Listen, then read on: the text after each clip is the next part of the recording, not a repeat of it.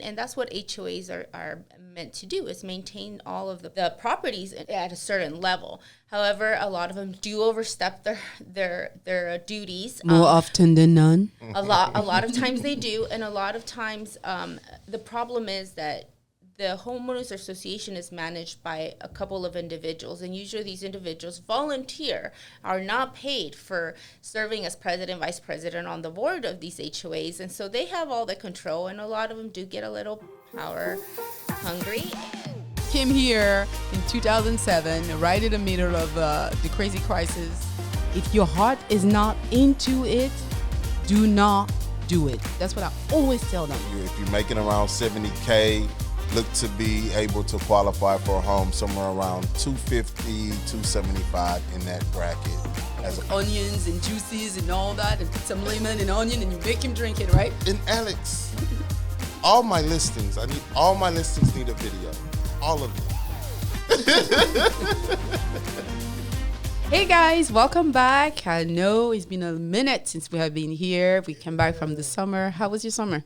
Summer was good. Kids are back in school, so I'm happy for that. That's good. So we're back to business. Yes. So welcome back again to Let's Keep It Real, dear friends. So today we have a subject that a lot of people have been asking me questions about, or they bump into some issue with them. So we're going to learn a little bit more about HOAs. Yeah. And then we have a special guest, and it's the best way to learn more about it is a lawyer who worked in there, and she has a lot of knowledge about it. And I'm here with Miss Adilia Miranda Carreon, and then she has a beautiful company, a law firm here in the Heights, right? Correct. And then welcome here. Well, thank you for having me. I really do appreciate the opportunity to speak to you on this matter. Thank you so much. So first of all, let's just start with the basics. What is an HOA?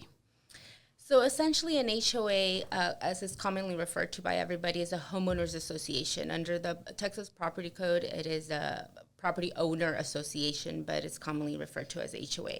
It is a nonprofit corporation that is created for the benefit of the homeowners and is administered by the homeowners. Okay, so do you always have a president or a board member in the HOA? It is required under the Texas Property Code to have some sort of governing system, whether it's a president, vice president, or a board. It really depends on the size of the HOA, but essentially it is part of what it is entailed to do, have a governing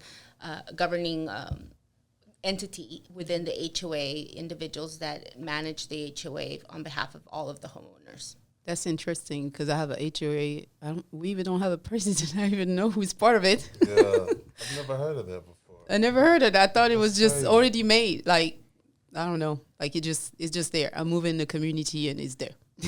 I don't have a choice. So homeowners associations do not just pop up on their own. Essentially, at some point, whether it was at the time of the platting of the subdivision or whether it was by choice of the homeowners, somebody had to make the decision, file the requisite documents to create this association and to create bylaws of how this association was to be run. And usually in those bylaws is what determines, how presidents are chosen, how many board members are required, and so forth. And where most people can find this information? This information has to be recorded with the county clerk records. Mm-hmm. Also, the HOA itself should have all of its own governing documents, including the bylaws, the certificate of formation, and all of the rules and regulations by which the HOA is going to be administered. So typically, how the rules are enforced in a HOA in general? So essentially, HOA's rules are enforced by their governing body. A lot of HOAs, especially the larger ones, will hire management companies. Okay. And these companies, their job is to administer the rules of the HOA per the HOA's direction. It is very common for some of these larger ones to have these, or for certain companies to manage a lot of HOAs at the same time. And so it might be that, for example, you get a bill from your HOA. It won't have your HOA's name. It'll have a management company and then your HOA. Others that are smaller may be managed directly by the HOA. So it really, both of those individuals, whether it's the managing company or the HOA itself, should have all of these records, but all of them are available with the county clerks of the HOA, of where the HOA is located or where the property is located. So how often does these HOA change property management, or how does that work? So the HOA will vote for one, right? It has to be the majority? Correct. So again, associations are administered by voting, right? Mm-hmm. So essentially all decisions are made in that form. Whether to hire this particular management company or change management companies or hire this particular attorney or change attorneys are all decisions that are made by the board. Depending on the governing documents of a particular HOA, it is possible that voting does not need to take place for some things, but usually for deciding whether to change management companies, it is likely that is something that would be voted on. I have found in my practice that a lot of times HOAs find difficulties with certain management companies that maybe aren't adhering to their own rules in terms of how the HOA should be run, or are a little lax on the management of the company, keeping records and so forth, and so they'll switch companies because of those reasons. Okay. I know sometimes we give them a bad name and a lot of people do not like HOA, but they still do some good stuff, right? So they help keep the community looking nice, right? Most people, when they hear of an HOA, what they think of, it's meant to maintain the property values. And that's really what the initial purpose of HOAs are. It is to maintain a certain level to the community. Essentially, maintaining property values in the economy as it is really important. Having to, for example, let's say you have a neighbor down the street that is, has his lawn in really bad disrepair and maybe has 3, 4, 5 junk vehicles there, and you're trying to sell your house across the street. That's unsightly, and so that will might make it unlikely for you to get the number of potential buyers that you would if the property was well kept and maintained. And that's what HOAs are meant to do, is maintain all of the properties at a certain level. However, a lot of them do overstep their duties. More often than none. A lot of times they do, and a lot of times the problem is that the Homeowners Association is managed by a couple of individuals, and usually these individuals volunteer, are not paid for serving as president, vice president on the board of these HOAs, and so they have all the control, and a lot of them do get a little power hungry and might overstep some of the duties that they have as being part of the HOA or managing the HOA. But there are a lot of ways that homeowners can mitigate some of that overstepping and ensure that HOAs do conform not only to their governing documents, but also to Texas law, because they are not above the law at all. Yeah, for anybody who wanted to sell a property, you have to pay attention. One time I was listing a property in a gated community right here in Spring Branch, and we contacted the HOA and asked them where could we put the sign, because I'm like, if I'm putting just the sign in front of the unit, nobody will see on the street. The point of a sign is for that to be seen, right? Mm-hmm. So we contacted the HOA and said, hey, is there any way we can put the sign outside? So we wanted the sign inside and outside. And then the HOA said, yeah, no problem. I talked to somebody on the HOA to send us an email. They said, no problem. Well, when the sign got put out, one of the president of the HOA, just like you say, overstepped his boundary, think he controlled the place and he owned the place, called me enraged to remove my sign the next 5 minutes, or he's going to take it and throw it in the trash. And I'm like, well, we talked with the HOA. They say it was fine for us to have the sign there. And he was like, no, it's against the HOA rule. You cannot do that. You need to remove it. I said, well, we just put it in. It's a company that put the sign for me. So please, don't throw away my sign. We're going to remove it. And I said, what's your email address so I can forward you the email we had from the HOA saying that I can put the sign there. We forward him the email and he replied back, you cannot put that over there. I do not want you to have to leave your sign over there. You better not do it. I didn't want to fight. But when we talk with the HOA once again, they say, no, you can. It's just the president of the HOA, I don't know, they just changed the rule on everybody else. Well, a president of a HOA wouldn't actually be entitled to just arbitrarily change any rules. Essentially, the best course of action in a situation like that would have been for you to pull up what the governing documents indicate the rules are and what the rules are as to signs. A lot of times, if you submit a request and that request is approved, then the HOA has to follow through. So a president acting against a decision that falls in line with the governing documents of the association would probably open him up to liability individually for failing to follow the rules of the association. That's good to know, because I just didn't want to create more fight. I was like, okay, I will remove the sign. But the owner, my client, they were very upset. They said they do not. It was one of the reasons why they're moving out of the neighborhood. Yeah. Because this president of HOA was just horrible. They just walk around the community and act like he's the police, telling everybody what to do, and they're like, "Come on." Well, even something like that can be easily addressed by, running against them and obtaining the necessary votes, depending on what the size of your association is and how votes can be submitted, whether in absentee status or by mail or in person. Yeah.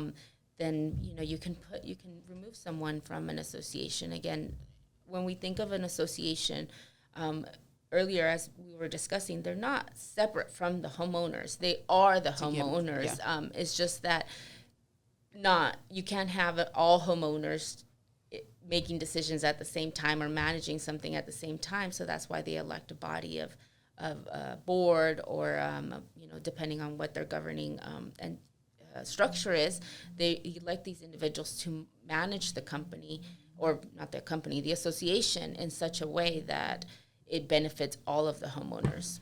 And how does that work? Sometimes you do have some neighbors, they're not very good with their property in general. So I understand that probably the HOA, the property management, will tell them, hey, cut the grass in the front, don't too many car, or don't put your boat, whatever, it's in the front. So how much the HOA can act when it's in the backyard? Like sometime, that's happened to me personally. One of my neighbor never cut his grass. So the grass outgrown in the backyard. And he does have dogs. The dogs keep messing up my fence. And then broke the fence, so we have a little space. Because we had a wood in the back, which has a lot of little animals, so we start having those little weird animals in my backyard because they go through his stuff. I remember I contacted the HOA and see if they can maybe talk to them and help them cut the grass, do something about it, because it was just outrageous. But nothing never been done. Okay. So associations don't only... While most people think of them as they only manage, or you get violations for things in the front of the house, associations cover the entire property. Oh. So there isn't anything that says the rules only apply to what can be seen from the street or anything like that. That's not how associations are done, or that's not how they're set up, or that's not even their purpose. Essentially, it all depends on what the governing documents are, what is allowed and what isn't allowed. And they can manage things in your backyard. For example, if you're going to install a new pool in your property, the pool's not going to be seen from the front, but you most likely need HOA approval for that pool, depending, again, on that particular HOA and what governing documents are and whether it's a requirement of that particular HOA. Different HOAs are just managed differently. Some of the smaller ones maybe don't have such homeowner engagement as some of the larger ones. Mm-hmm. But there are still requirements that they need to abide by depending on their governing documents and Texas law. Okay. And then how does that happen when, so if you want to build a shed, whatever, so you give the example, if you want to build a pool, you must ask. If you want to build an outdoor kitchen, do you still have to ask them? Most likely. A lot of times people don't realize that when you have a homeowners association, you essentially said that if you're going to change anything of your property, that you are going to get approval for it. So building anything in the backyard not only can be subject to obviously the building permits of the city you're in or the county that you're in, whatever building permits apply there. But it also would be subject to HOA approval, again, depending on that particular HOA governing documents, whether that's something that's included in them, which most of them have something along those lines requiring approval for architectural changes. And in fact, under Texas law, HOAs that are exceed 40 lots, so essentially that a homeowners association that is larger than 40 homeowners is required to have architectural board by which you have to submit any structural changes that you're wanting to make to your property for approval before you can actually make the changes. Okay, it doesn't matter if it's on the inside. So if you do an extension on your property, the HOA needs to be involved. If Most you likely. put those structures shed, they don't move, then you have to have the HOA there. Most likely all of those would fall under those guidelines. What's the rule of thumb? So you're paying your HOA yearly, correct? You pay your amount yearly. You have X amount of houses that are in the community. What happens with the money that's left over every year? Is there a rule of thumb as far as how much they can have in the excess budget? So essentially, HOAs are there isn't a rule of thumb. It's part of how the HOA is managed. What happens in situations like that? Every year, an HOA has to have a budget approved. They have to list out everything that was spent, all the money that was collected.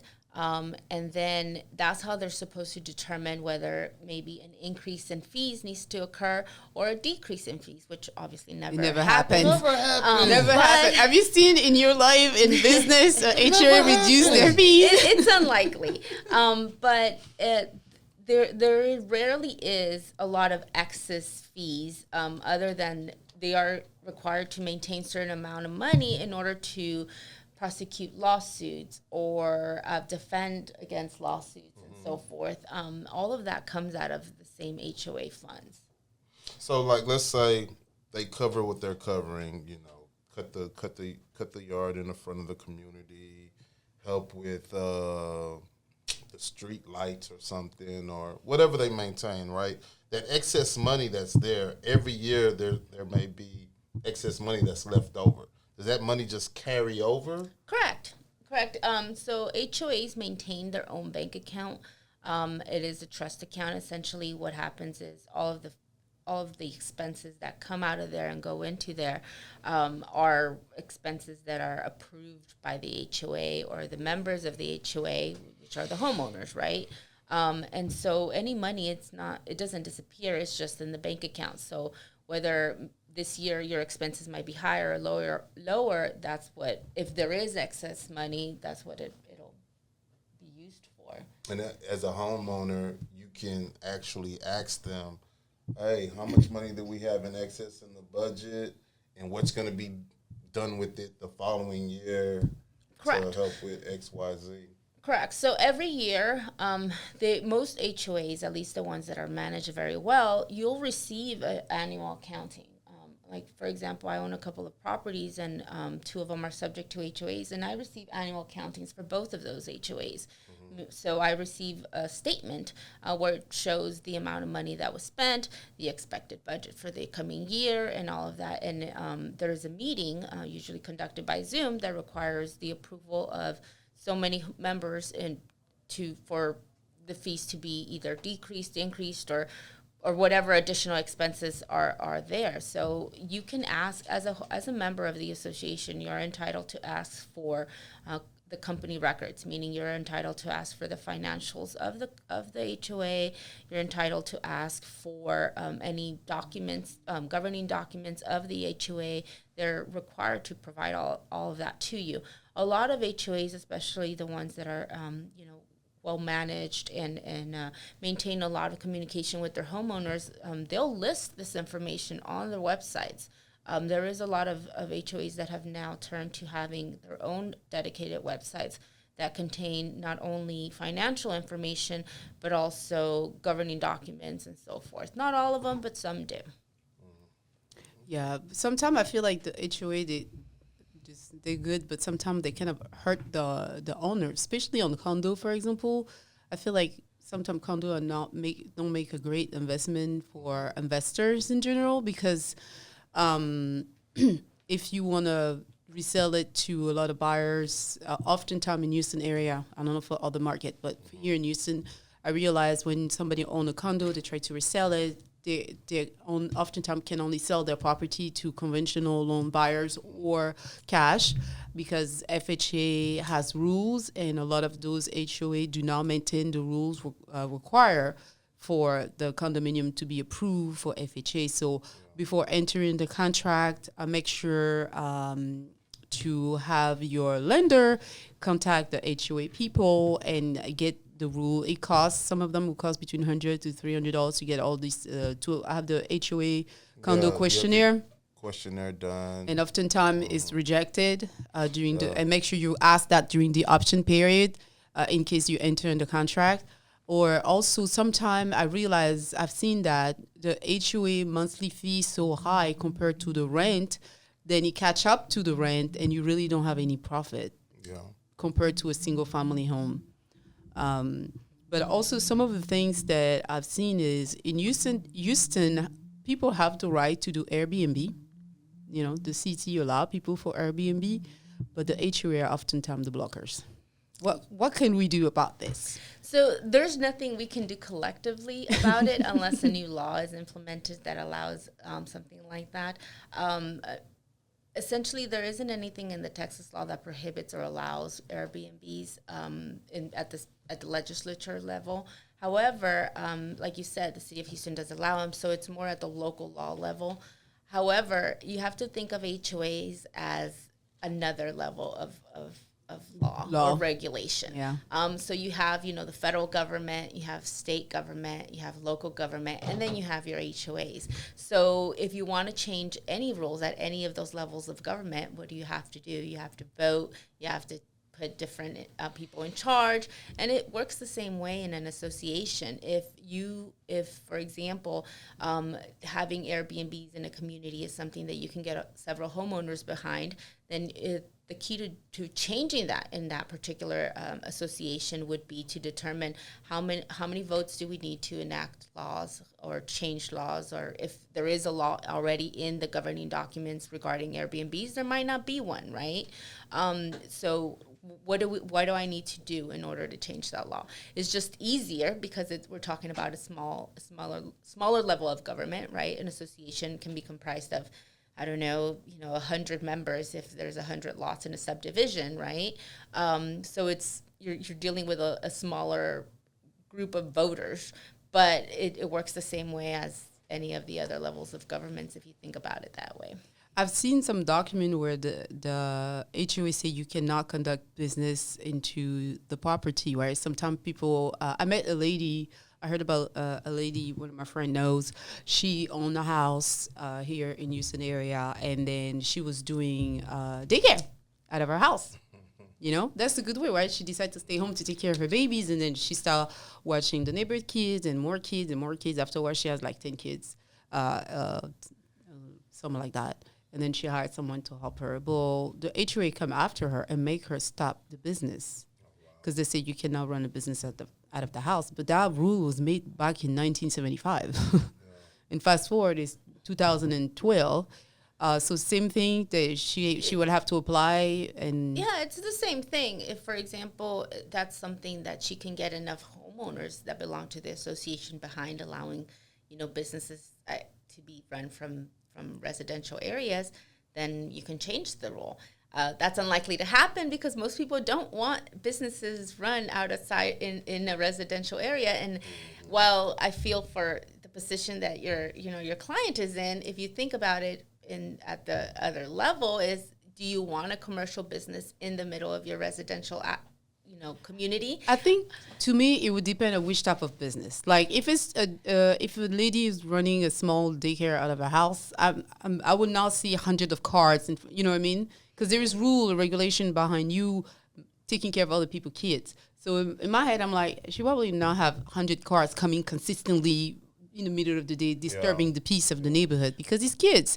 But you might have an increase of vehicles coming to pick up kids at a certain time. For example, the time that other kids from the community get off the bus and so forth. So while it might not be, she's not running, she's not needing this large parking lot and all of that.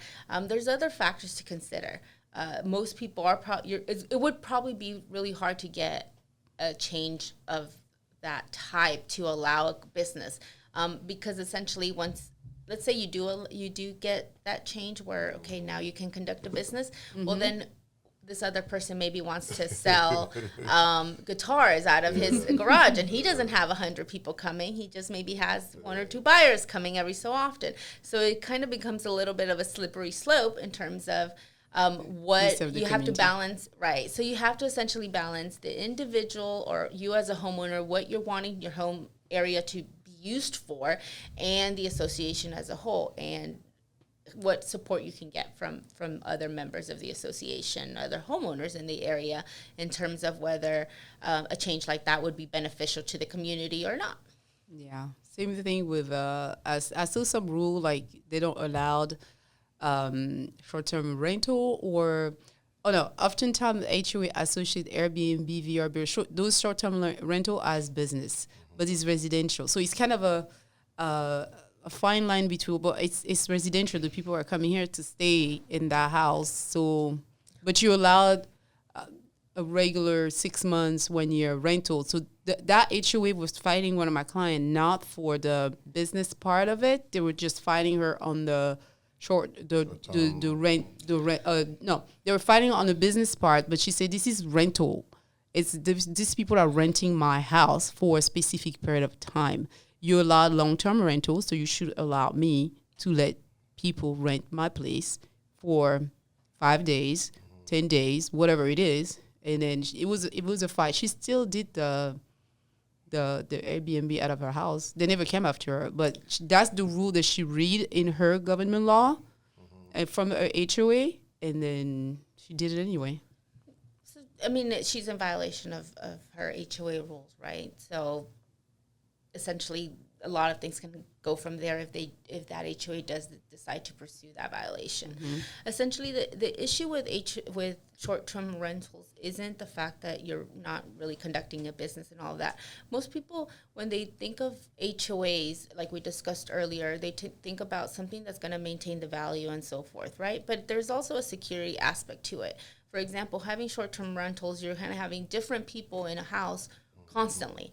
As opposed to people that know who their neighbors are, know what kids belong in the area, know what individuals belong in the area and what individuals don't.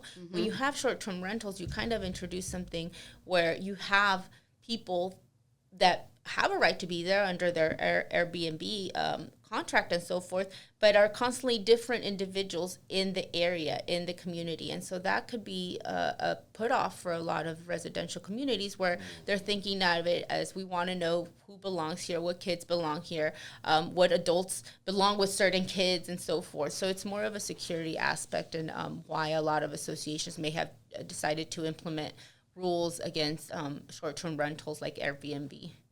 Okay. I would like to talk about the approval of a buyer. In some HOA, they require for the HOA required to approve a buyer. That's crazy, huh? Right. So again, like if somebody wants to buy into the community, the HOA will have to approve that person to buy into the community. Somebody's looking to purchase. Well, I've seen that a lot with people with houses like condos or all these things in New York. Okay. But if we may have some here in Houston too. It's rare here, but I've seen this. Never heard of that. Yeah, they said that the HOA has to approve them themselves to approve the sale to that specific buyer. Oh wow! And they have to look at the financial of the person. Okay. We don't have that many in Houston, but we do have some. Okay. Yes. So again, this association, because it is of homeowners, you can have almost any kind of rule. Any kind of rule, as long as the rules don't violate any Texas law or any federal law or local laws, right? So you can implement rules that would be a violation to those laws. However, an HOA can't like stop a seller from selling to a particular buyer or having to sell to a different buyer unless there is a rule in the governing documents that indicates that HOA approval is required. Have you seen that? I have not seen that in any of the HOA governing documents that I've reviewed. A lot of the ones that I have seen, like you said, are very old and fall into discriminatory situations, and so they have been found to be invalid. So right, so they have been removed since that occurred. Essentially, not allowing certain types of couples to purchase into properties, or certain individuals of different races to purchase into properties, or family numbers and things like that. But obviously those are all against the law, and so they are not enforceable. And most HOAs have either amended their documents in order to eliminate those types of restrictions, or they're just restrictions that are no longer valid. Yeah, and the HOA, well, I say HOA, but sometimes it's probably just the property management company who's behind all of that. When people purchase a property, they have those transfer fee and this fee and that fee. I'm like, you guys making money. Yeah. Right. And again, it's the same thing. It depends. If that's in the governing documents, that it's a requirement, then it's acceptable. And if it's not, then it's not. The problem is that most homeowners, the only time they have contact with their homeowner association is when they mail out the check or when they get a violation. So very few homeowners actually become engaged in their association to determine, okay, what are the rules of this association? What am I supposed to do? What am I not supposed to do? What are the new changes? Or what last meeting, what updates to our rules were made, or what was discussed. Very few of them actually engage their associations in that way. So pretty much, guys, the moral of the story is, before purchasing a home, you have an HOA, please read all the rule and regulation and see what it takes. Like, if you want to build a pool, double check that you can do that, and what's the process to purchase the pool. If you want the fees, sometimes you have extra fees that come in and you're not sure why you're paying the fees for. Well, read it. If you want to run a business out of your house, and make sure you have that, and make sure you tell your realtor to put that. Once again, I'm not a lawyer, she is, but make sure you put that in your offer that you'll purchase the property under the condition you can run a business, whatever business you want to do. Even just you're purchasing the property to put a long-term tenant in there, make sure you put that in your offer and everybody knows. And if the HOA rule and regulation come back and you read it, that does not allow it, you can get off your contract. But yeah, so just read those rules. Exactly. So sellers are required to notify their buyers of when a property is subject to mandatory property association. But many times, what I have seen in a lot of contracts that I've reviewed, and I've prior to being an attorney, I was a real estate agent for many, many years. And what I constantly saw is that the buyer will waive their right to obtain those documents, meaning those documents are not being reviewed at all prior to the closing. And my recommendation is, as buyers get, for example, an inspection done, pay for that to be done, review it during their option period, which allows them to cancel, obviously, at their discretion. During that time, they should obtain those documents. And sometimes, while those documents can be provided by the association for a fee, or by the management company that the association is using for a fee, they're also available online through the district clerk. They're documents that are filed. Now, it might be harder to... Hold on. I need to hear that. So they're a little bit more difficult to find. You have to know how to find them, because the clerks don't file these some of these documents might be very old, like you said, from the 70s, and there might be amendments. And in order for you to find out all the rules that are current and valid, you may need to obtain all of these documents to determine that, right?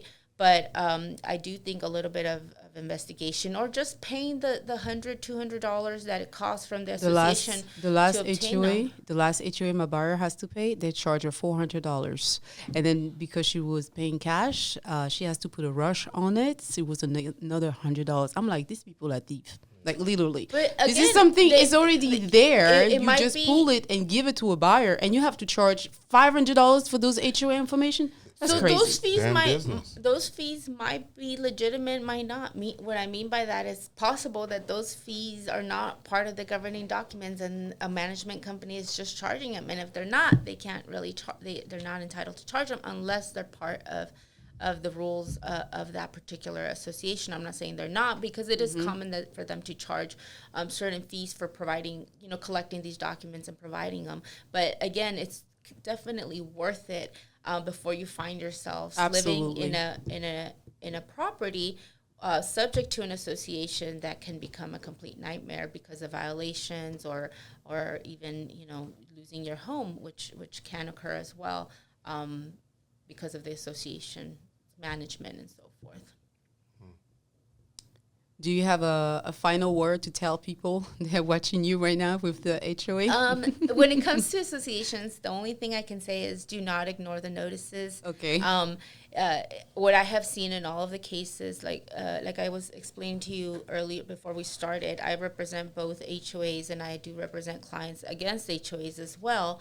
The main thing is that when you ignore those notices or you ignore that communication, it becomes a snowball effect, a problem that could have been easily dealt with or at least required minimal income or minimal economic loss and time can become a significant problem that can lead to losing to a foreclosure or losing a house. And it's because people do ignore these notices. Okay, guys, hopefully you guys learned a little bit more about HOA today. Make sure to reach out to Adilia if you need help with understanding what's going on with your HOA, or not just HOA. She does a lot of things. She does some HOA, represent HOA people or individual, but she does more than just HOA. What else do you do? So in our firm, we handle a lot of real estate transactions, HOA representation, issues with contracts or title ownership, things of that sort. We also do a lot of probate law, drafting of the wills or taking a will to probate, or if there was no will, clearing up title. Or when there was no will, things of that sort, as well as a lot of business law, helping smaller companies have their LLCs in line and governing documents, things of that sort. How people can get hold of you? So they can reach our office at 281-886-7764. We also have our website, which is mirandajacobo.com. Thank you so much for watching. We'll see you next time. Came here in 2007, right in the middle of the crazy crisis. If your heart is not into it, do not do it. That's what I always tell them. If you're making around $70K, look to be able to qualify for a home somewhere around $250, $275 in that bracket. Onions and juices and all that, and put some lemon and onion, and you make him drink it, right? And Alex, all my listings need a video. All of them.